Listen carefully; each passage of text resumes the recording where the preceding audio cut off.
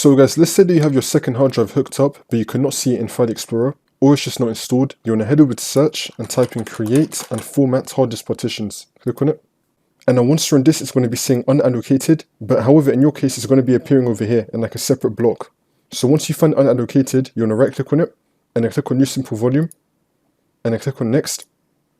And now you want to set your simple volume size in megabytes. I recommend keeping it the same as the maximum size. It might be the same by default, and then click on next. And now you want to assign your drive letter. I'm just going to keep it as the E drive, and then click on next. By the way, as we're going along, you can change any one of these settings if you want. But now you want to set your file system. I'm just going to keep it as NTFS and keep everything default. You could also name your drive, so I'm just going to be calling it Speedy Tutorials. And I also want to perform a quick format, and then click on next, and then click on finish. And now you should be getting this right here telling you that you created a new drive. And now if you head back into File Explorer, it should now be showing your new drive.